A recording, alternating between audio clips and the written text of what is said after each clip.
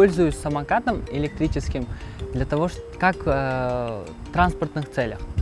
Он удобен, во-первых, не вредит здоровью, здоровью мне, не вредит здоровью экологии, то есть не вредит окружающей среде.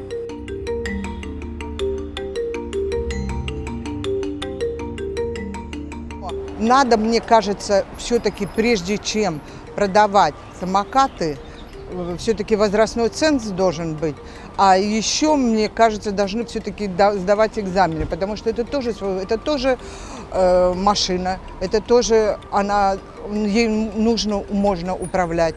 А если человек просто поставил, а он не знает, как это, он, естественно, может представлять собой угрозу.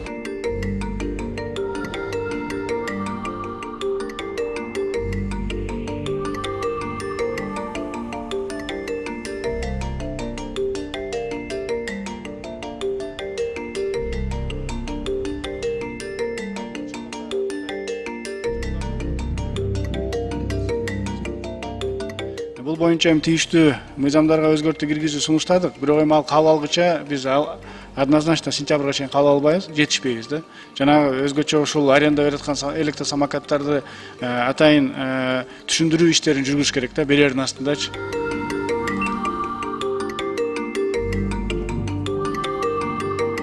Человек первый раз приобретает себе самокат как транспортное средство, обучаем тому, какую максимальную скорость условно они приобретают, какие режимы есть и прочее. Ну, инструкции, да?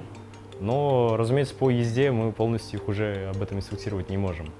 Это как покупка велосипеда, наверное, сейчас. Последствия, конечно, могут быть серьезными. Но, разумеется, с самокатом это будет чуть посерьезнее, он разгоняется быстрее, опять же, вот.